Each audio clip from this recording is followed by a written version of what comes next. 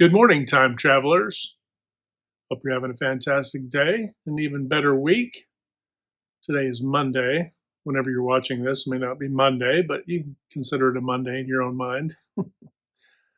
Today, we're going to talk a little bit about celebration, right? Celebration is a fantastic thing. We might celebrate holidays, we might celebrate birthdays, we might different times that we celebrate, right? Hope, celebrate victories when our team wins the championship, whatever, right? So much celebration. The thing about it, celebration though, is it's not typically continual, and that's kind of the genre, I guess, or the aspect I want to talk to today is as a time traveler, as we all are, your experiencing, your life in a linear manner, right? You're probably doing some form of work. You're taking care of things, say from an organizational or external perspective, and then you have your home life or your personal life, right? And then whatever you do in the community. It's going to vary for everyone, but essentially our lives are somewhat chopped up. And because they're chopped up into different segments and categories, we tend to have a lot of gear shifting that has to happen, right? A lot of shifting from one element, one aspect to another, which can kind of wear us out, right? Another big aspect of celebration is, oh my gosh, I made it through the week, right? That whole mindset. But one of the things I want to kind of get you to think about is that celebration, when we think of it only as an endpoint, well, I'm going to work my entire life and then I'm going to get to, retirement age and then I'm going to enjoy life.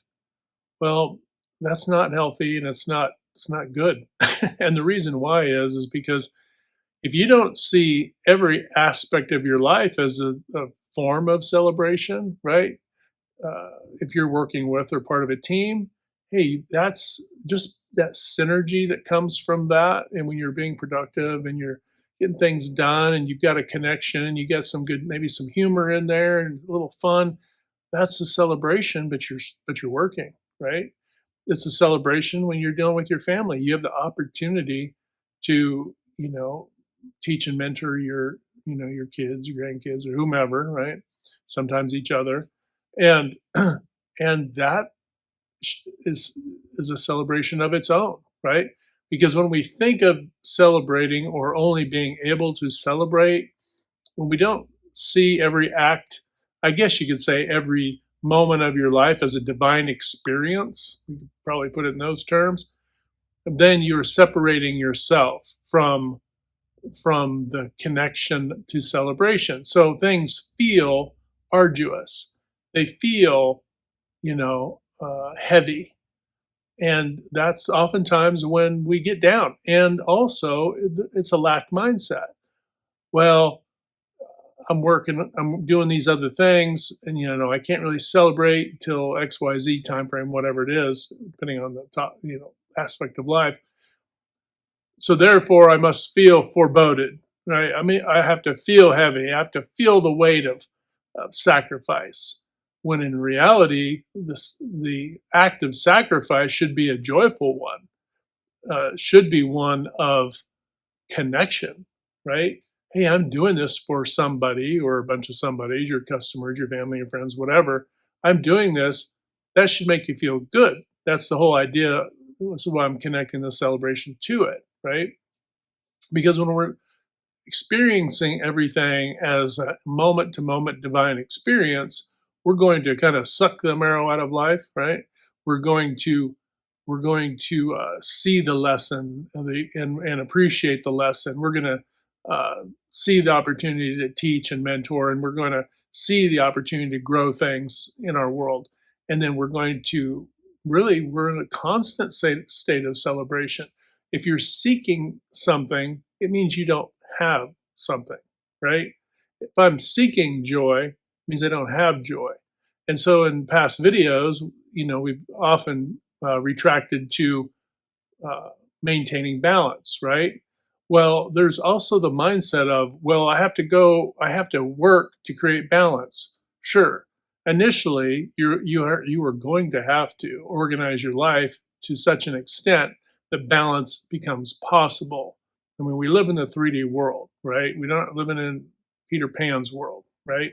So so we have to deal with those things, but we also have to understand that it's okay to feel joyful and connected to these moments. That's being present, right? That is being present. That is not saying, well, I can't enjoy something until I've accomplished a thing. Well, the journey is the destination. You've heard that term, right? Well, yeah, the journey on a hike, right? That experience with other folks. Sure, when you get to the peak, you'll be able to turn around and marvel at the view. Absolutely. Absolutely. That's a fact.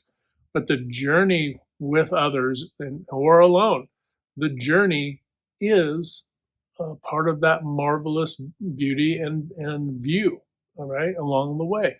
What did you see along the way? It's stop to smell the roses or the flowers, right? Or stop to take a picture along the way or to fish in the stream or the X, Y, or Z, right?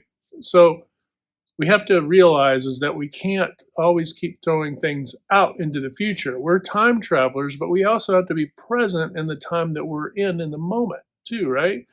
And we have to give that the attention it needs, but also understand it's being balanced, it's being joyful, it's being content, it's being celebratory in my manner, in my way, in my heart, right? And my mind, all of me. It's being those things. It's not seeking for to get things, right? It's if you have let's say you have a broken down old vehicle and you've been driving it and it does the job, but you would much rather have a new vehicle, sure. But if you genuinely appreciate and are looking at the vehicle you have as, you know what, that's a pretty neat old vehicle.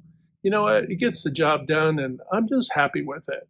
Now you're celebrating in the being, in what you have, right? What you have and the joy in what you have underneath your feet right now, right? Stable ground under your feet. Now, obviously, not all of life and everybody living it is going to experience the same things. And if you're on unstable ground and you're trying to get balance in your life, yes, you're scrambling for some balance because you're dealing with things being thrown at you. More often than not, we got there because of, hey, we've all been there. We've all made decisions where it put us on unstable ground, where others or the situation was throwing things into our path that we had to hop, skip, and hurdle over and around and everything else, right? Yes, you do have to react to it. But even in that, no. Have that kind of that divine connection to know that, hey, this is part of the journey. And I actually have to appreciate this because I know this won't last forever and that I'll get through this. You have to believe that you're going to be able to get through it, right? And understand that this is just part of the journey. This little trudging through the mud and through the weeds and through the tough stuff, right? Through the blizzards, through the desert, through the all the things. This is part of that journey. And there's a beauty in the imperfection of the journey, right? I won't say imperfection, but the incongruity. The when there's lack of balance, there's some beauty in that too. If you're in the moment to appreciate it and be genuine about that appreciation, don't be faux, don't be contented in a faux way, right? You really have to see it. You have to slow your brain and your mind down a little bit and your heart and just slow it down and go, you know what? You know what? This is difficult. And just laugh, right? It's the divine comedy, right? Life is a divine comedy. Circumstances, okay, how could this get any worse? Well, it could get worse, but you know what? I'm just going to laugh at just how absurdly nutty this is. But one day you're going to look back at that, and then you'll have a story to tell, right? You have interesting story to tell, but you have to stay in the genuine, high heart. Some people would say high vibration, but but in the high-minded view of your journey, right? So we're not seeking the celebration. We're not seeking contentment. We're not seeking peace. We're not seeking balance. We're being that. To be effective time travelers, we have to be that because we also go into the next, our every tomorrow, right? Brings opportunities where we might be trudging through some mud or helping others as well. And that brings me to some other aspect of this. When we're doing all of this together, individually, we can make progress. We can find contentment, right? We can find some joy and celebration. But when we do all of this together, right? When we're helping and we're uniting together, collectively, then we can achieve more. We can find more contentment. There's more peace. Everything in that being just creates more, right? And that's manifesting more. So I'm telling you essentially how to manifest, right? But the main thing is that you don't get caught up in the seeking, or I have to uh, trudge it out through the week or month or year or an entire life to get to retirement, for example. That mindset, right? You need to be that. The other part of this too is it's okay to celebrate, but you can overdo it also, right? So it would be like, yeah, like, sweet tooth, as I mentioned before. But if I was eating sweets constantly, well, essentially it loses its flavor, it loses its, it just falls flat, right? So we can overdo it too. We can be, in a celebratory mode, but we can't overindulge to such an extent that we lose the balance. We're actually losing peace and contentment and joy in our life. Why? Because we're not really in balance because we're overdoing anything, right? If I work out to such an extent, right, so far beyond my capabilities and limits, I can do damage and hurt myself, right? It's just like with anything. If I drive for 24 hours, the likelihood of me getting in an accident after XYZ hours is going to exponentially raise, right? This is why we don't do that, right? We get rest for these reasons, right? Because we have to rejuvenate. So don't overindulge. Part of being in balance is sidestepping, opportunities that take us down overindulging. And when we do that, we find we maintain balance, right? Because we can lose balance, we can lose our peace and contentment, we can lose all that just as quickly as we got it by overindulging or going too far off the path, right? So, and if we're getting off the path, can we help others? No, we really can't. We become less effective leaders, less effective team members, less effective family members, less effective parents, less effective grandparents, less effective kids, whatever. We just become less effective, right? We can become less connected. We become less present. We become less together and more divided. No, we don't want that. We want more of a uniting. We want to be more together than we want to be apart, right? But we have to be that, that love, essentially, when I talk about in the book. We're here to protect love. Part of protecting love is rather than seeking, being, and being genuinely being, not putting on a false front, right? All right, folks. Hope your time traveling day is going well.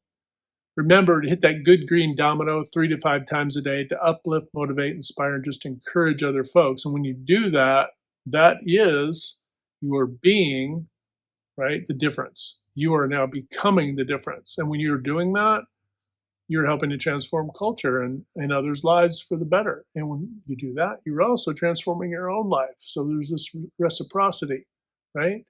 This becomes perpetual but you have to keep that momentum going. So keep your time traveling journal going, talking about some of these things, reflecting on your experience, and remember, always be in a celebratory mode in your mind and your heart. And if you feel that, you don't have to seek it. You're always that, right? You're always the thing. And if you're always the thing, there's no need to seek for it. All right, folks, have a fantastic week. Hit like, share, and subscribe. And until next time, we'll talk to you later.